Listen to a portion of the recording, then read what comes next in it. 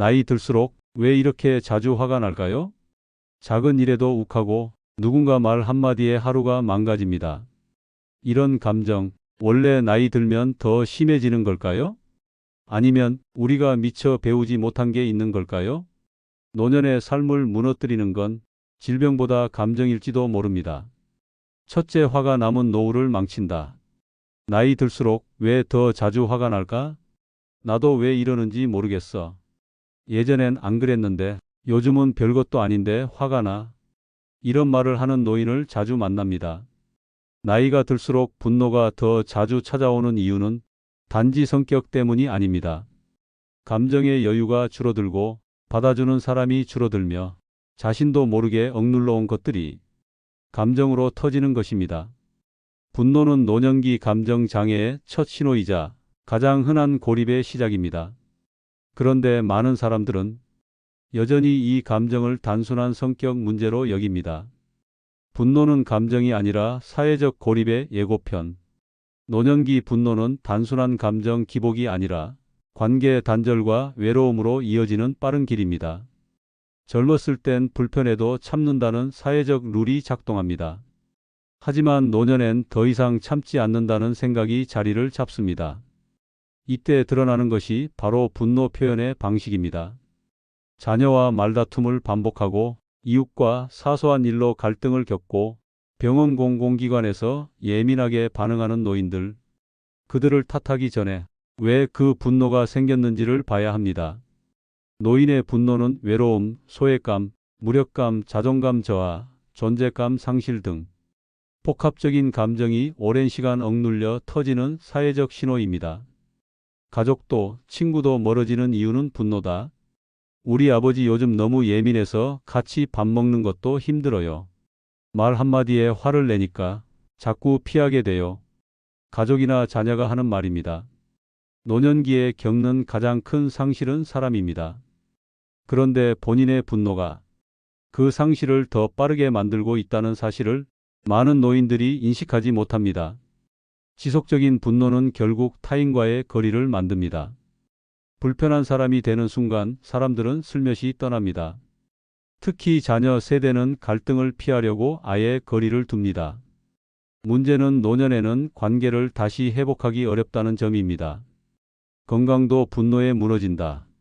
심리학과 신경과학 연구에서는 만성 분노는 고혈압, 심혈관 질환, 면역력 저하와 깊이 연결되어 있다고 말합니다. 특히 노인의 경우 분노 후 심박수와 혈압이 급격히 상승하며 이러한 상태가 반복되면 뇌졸중이나 심장마비 위험이 크게 올라갑니다.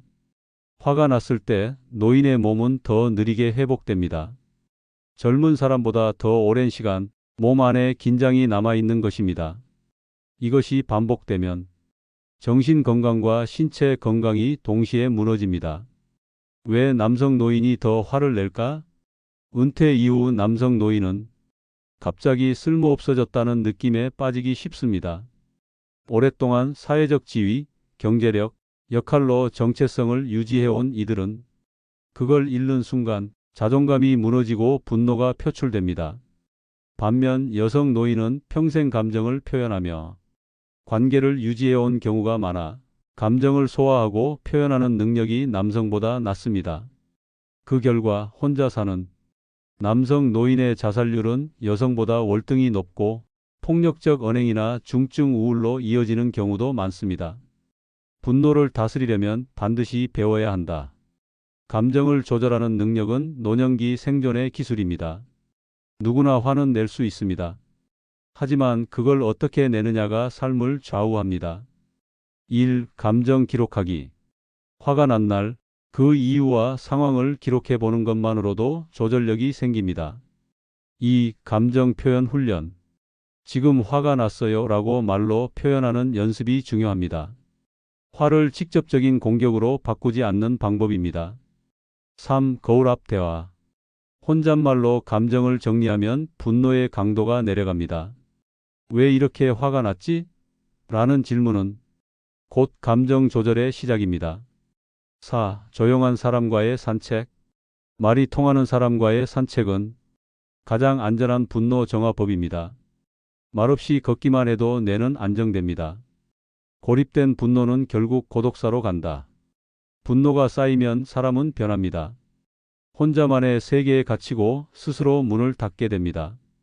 그리고 어느 순간 누구에게도 연락하지 않게 됩니다. 노년기 분노는 결코 개인의 감정 문제가 아닙니다. 그것은 삶의 구조가 흔들리고 있다는 신호입니다. 사람이 나를 멀리하는 것 같다면, 사람들이 내게 너무 예민하다고 말한다면 가장 먼저 점검해야 할 건 내 감정입니다. 노년의 분노는 막을 수 있습니다. 그건 성격이 아니라 기술입니다. 참는 것이 능사가 아닙니다.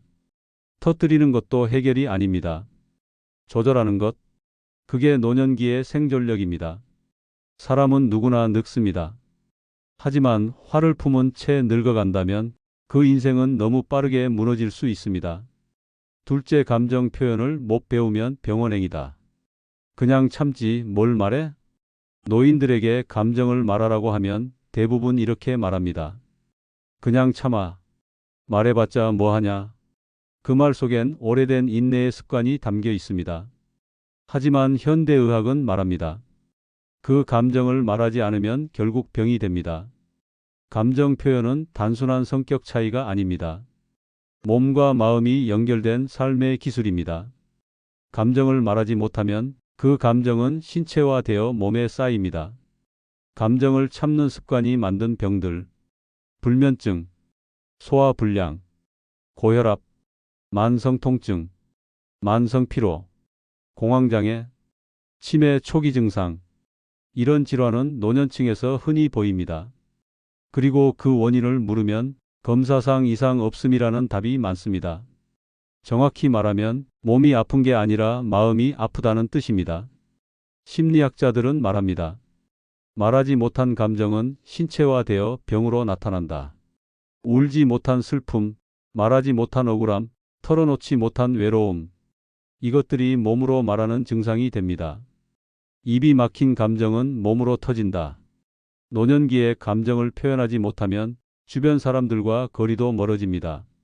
힘들다고 말하는 것도 민폐인 것 같아서, 애들한테 걱정 끼치기 싫어서, 이 나이에 무슨 감정 타령이냐고, 이런 말 뒤엔 감정 표현을 사치나 어색한 일로 여기는 문화가 있습니다. 그런데 문제는 표현하지 않은 감정은 절대 사라지지 않는다는 겁니다. 오히려 억눌린 채로 더 강력해지고 그 감정이 몸을 타고 병원까지 갑니다. 왜 노인들은 감정을 말하지 않을까? 노년기의 감정 표현은 어렵습니다. 그 이유는 다음과 같습니다. 1. 사회적 역할 상실. 더 이상 말해도 되는 자리가 없다고 느낍니다. 2. 배려 강박. 가족에게 폐가 될까봐 감정을 감춥니다. 3. 표현 방법 미숙. 감정을 말로 풀어본 적이 없습니다. 4. 경험 기반 회피. 전에 말해봤자 소용없었어라는 과거의 기억. 5. 감정이 뭔지 모름. 본인의 감정이 무엇인지도 파악하지 못하는 경우도 많습니다. 감정을 말할 줄 아는 사람이 더 건강하다. 미국 하버드대 장수 연구에 따르면 노년기의 삶의 질을 결정하는 가장 큰 요인은 관계이며 그 관계의 핵심은 감정 교류 능력이다 라는 결과가 있습니다. 즉, 감정을 잘 표현하는 사람이 더 건강하고 더 오래 살고 더 외롭지 않다는 겁니다. 의사가 아닌 사람과의 대화가 건강을 지키는 약이 되는 셈입니다. 감정을 표현하는 연습법. 1. 감정 일기 쓰기. 오늘 하루 가장 크게 느낀 감정을 한 줄이라도 써봅니다. 2. 감정 단어 배우기. 화, 슬픔, 억울함, 당황, 외로움 등 자신의 감정을 구체적인 단어로 말해봅니다. 3. 감정을 말로 묘사하기. 나는 지금 답답하다. 나는 속상하다는 문장을 훈련합니다. 4. 감정 대화 파트너 만들기. 하루에 한 번 감정을 이야기할 수 있는 친구나 가족과 대화 시도. 5. 전문 상담이나 치유 모임 참여. 노인복지관, 치매안심센터, 건강센터 등에서 감정관리 프로그램에 참여. 말하지 않는 사람은 결국 혼자 아프다. 감정은 다루지 않으면 썩습니다. 그리고 썩은 감정은 몸을 아프게 합니다. 문제는 그것을 알아차리는 시점이 너무 늦는다는 겁니다. 병원은 말해주지 않습니다. 당신의 병은 말하지 못한 감정 때문입니다. 누군가가 내 이야기를 들어줄 때 그것만으로도 내 몸은 회복을 시작합니다. 말하지 않으면 병이 됩니다. 감정 표현은 결코 민폐가 아닙니다. 그건 스스로를 돌보는 일입니다. 어떤 말은 아무리 늦어도 지금부터 시작하면 됩니다. 감정을 표현하는 순간 몸도 마음도 다시 살아납니다. 첫째, 혼잣말을 잘하는 사람은 감정이 무너지지 않는다. 혼자 있는 시간이 많아질수록 말은 줄어든다. 노년이 되면 사람과 대화할 기회는 급격히 줄어듭니다. 배우자는 세상을 떠났거나 병약해졌고 자녀는 바쁘고 멀리 삽니다. 친구는 하나둘 병원에 다니고 약속은 자연스럽게 끊깁니다. 조용한 방, 말 없는 하루. 하루 종일 TV 소리만 들리는 날이 많아집니다. 이런 일상이 쌓이면 마음이 서서히 무너집니다. 아무도 내 얘기를 듣지 않고 나도 말하지 않는 삶. 그 끝에는 감정 붕괴가 있습니다. 말하지 않는 삶이 무서운 이유. 말은 감정을 조절하는 유일한 도구입니다. 감정은 본질적으로 흐름입니다. 흐르지 못한 감정은 고여서 썩고 그 감정은 결국 불안, 우울, 공허함으로 변질됩니다. 사람과 대화하지 못하면 감정은 쌓이고 얽히고 엉킵니다. 그런데 문제는 많은 노인이 그런 자신을 그저 괜찮다고 착각한다는 점입니다. 사실은 괜찮지 않은데 그걸 말할 사람이 없고 그걸 말하는 법조차 잊었습니다. 혼잣말은 감정 정리의 유일한 출구다. 여기서 중요한 건 혼잣말의 힘입니다. 혼잣말은 단지 중얼거림이 아닙니다. 그건 내 감정을 꺼내서 정리하고 붙들고 달래는 자기 돌봄의 기술입니다. 심리학에서는 혼잣말을 자기 대화라 부르며 감정 조절, 사고 안정, 자기 위로에 매우 효과적인 방식이라고 말합니다. 혼잣말을 자주 하는 사람의 특징. 감정의 원인을 잘 파악한다. 왜 이렇게 기분이 울적하지? 아침에 그 말이 좀 신경 쓰였나 봐. 자신에게 말을 건다. 괜찮아, 그냥 좀 힘들었던 거야. 천천히 해도 돼. 자신을 다그치지 않는다. 실패했을 때 바보야가 아니라 다음엔 잘할 수 있어라고 말합니다. 내면의 대화가 부드럽다. 자기 자신에게 너무 가혹하지 않습니다. 이들은 외로워도 무너지지 않고 문제가 생겨도 크게 흔들리지 않습니다. 왜냐하면 자신과 계속 대화하고 있기 때문입니다. 혼잣말을 잘하려면 이런 연습을 하세요. 1. 아침 첫마디 훈련. 일어나자마자 오늘 하루도 해보자라고 스스로에게 말합니다. 2. 감정 체크 질문 3가지. 지금 내 기분은 어떤가? 내 몸은 어떤 상태인가? 오늘 나를 가장 힘들게 하는 건 뭔가? 3. 실수했을 때 위로 문장 사용. 그럴 수도 있지. 다음엔 더 잘하면 돼. 4. 거울 앞 자기 이름 부르기. 지은아, 오늘 좀 지쳤지? 자기 이름을 부르는 건 강력한 감정 이완법입니다. 5. 혼잣말 일기 쓰기. 하루에 한 문장이라도 말한 것처럼 기록합니다. 예, 오늘은 아무도 날 찾지 않았지만 나도 조용히 있고 싶었다. 혼잣말은 삶을 붙드는 말이다. 나이가 들수록 감정을 붙들 수 있는 건 사람보다 자기 자신입니다. 하지만 대부분은 자신에게 말을 걸 줄 모릅니다. 무너지는 감정은 대개 침묵 속에서 시작됩니다. 혼잣말을 시작하면 내 감정이 어떤 상태인지 알게 되고 그 감정을 조금씩 다룰 수 있게 됩니다. 그리고 결국 다시 사람과의 대화도 가능해집니다. 자기 감정을 정리한 사람은 타인과의 감정도 잘 조율할 수 있기 때문입니다. 혼잣말을 하면 이상해 보여요? 오히려 반대입니다. 과거엔 혼잣말을 하면 이상하게 보는 시선도 있었지만 지금은 다릅니다. 심리치료 현장, 치매 예방센터, 노인 정신건강상담소에서도 자기 대화 훈련을 권장합니다. 혼잣말은 오히려 자기 통제력이 있다는 증거입니다.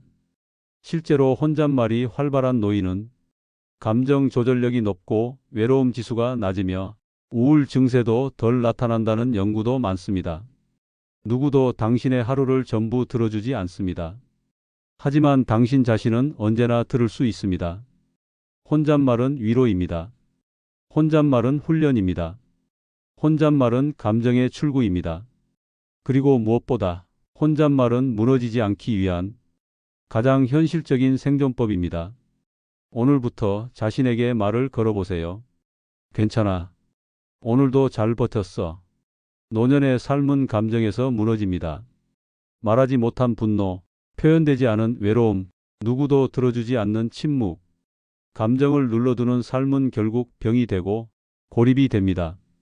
지금 가장 필요한 건 나 자신과 대화하는 용기입니다. 오늘도 조용히 마음을 들여다보세요. 영상이 도움이 되셨다면 구독과 좋아요 부탁드립니다.